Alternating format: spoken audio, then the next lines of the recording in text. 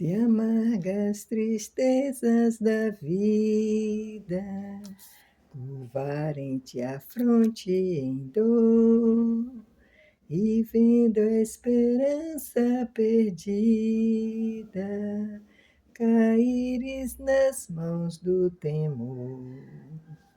Fixa teus olhos no Mestre, confia no bom Salvador.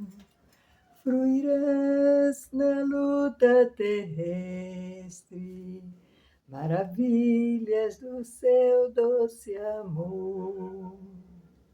Shalom! Tudo bom com vocês? Como vocês estão? Eu espero que tenham passado uma semana maravilhosa na presença de Deus, né? Buscando sempre mais conhecimento da palavra de Deus através da Bíblia. Então, hoje, eu vou falar sobre a história de Josias,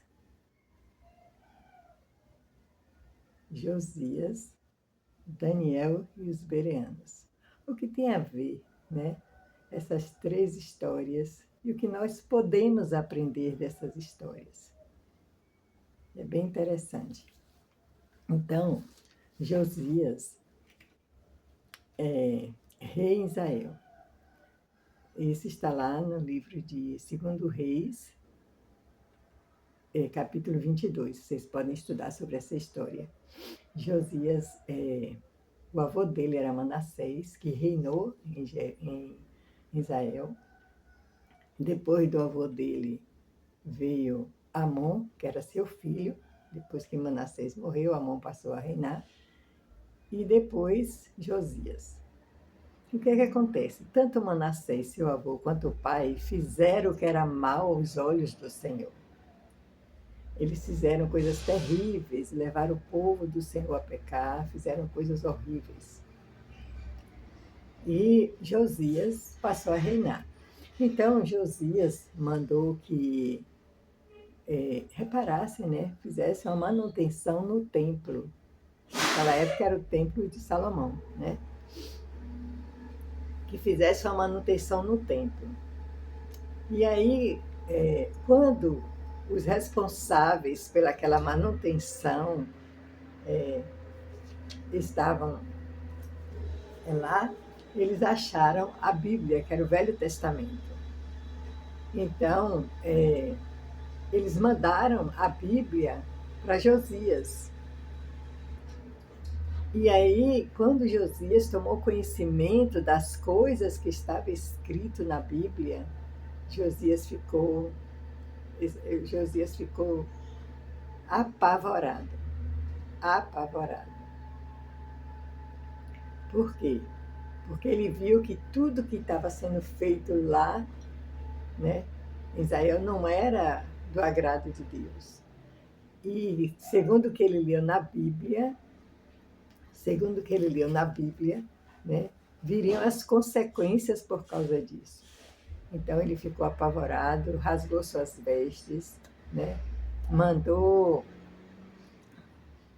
seus oficiais e até a Uda, que era profetisa na época, né, saber de Deus, né, o que é que ele deveria fazer. Então, o Senhor mandou falar através da profetisa que ia acontecer muita coisa triste em Israel, por conta daquilo que o avô dele fez e o pai dele também fez, né? E então, ele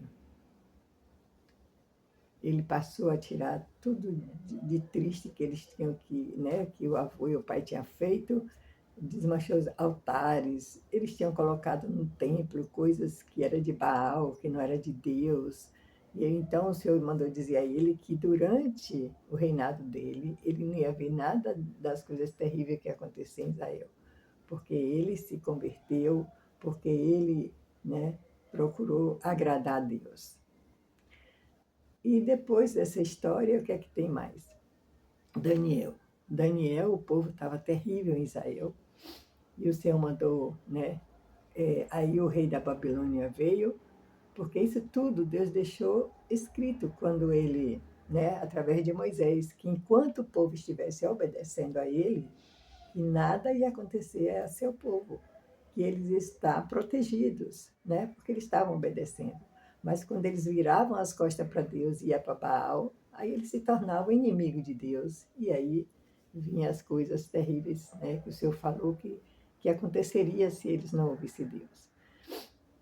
E Daniel estava lá firme na palavra de Deus, mas tanto a liderança religiosa quanto, né, o povo estava em uma imoralidade e iniquidade terrível, que o rei da Babilônia entrou, levou muitos escravos, né, como Daniel foi no meio deles, e muitos foram mortos e muitos foram eliminados. Então, é, Daniel estava firme ali na Bíblia, né, na palavra de Deus. Nós sabemos a história do que aconteceu com Daniel, que ele se tornou governador lá, né? Então, e depois vem o que? Os bereanos. Os bereanos, eles estudavam muito a palavra de Deus. Então, quando os apóstolos vieram pregar para eles, eles disseram, não, eu quero ver se o que vocês estão falando está de acordo com o que está aqui. Então, os apóstolos falaram, né?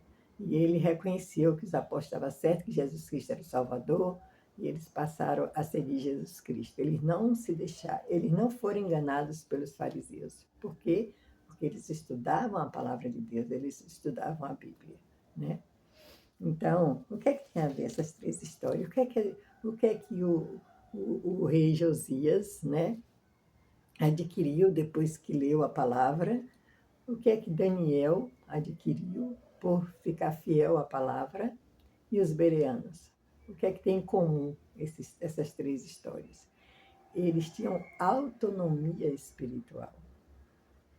E de onde é que vinha essa autonomia espiritual dos três? Da Bíblia, da palavra de Deus.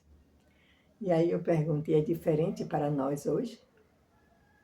Nós também não precisamos ter essa autonomia espiritual, porque existe milhões de igrejas, cada um falando uma coisa. Se você entrar na internet, você vai ver que um fala que o outro está errado por isso, que o outro está certo por aquilo, e esse debate, né, de quem que tem a verdade, quem que tem a mentira, e como nós podemos escapar da cegueira espiritual. Cegueira espiritual é quando a gente abraça doutrinas que não vêm de Deus. Então, a gente está seguindo ali, estamos cegos espiritualmente, não conseguimos enxergar que aquilo é mentira, que não é verdade, e a gente se dedica e se entrega, né, àquelas doutrinas, mas, na verdade, estamos sendo levados pela cegueira espiritual. Então, a única coisa que faz com que a gente seja que a gente possa ter autonomia espiritual, que a gente possa enxergar a verdade que liberta, é a palavra de Deus, é a Bíblia.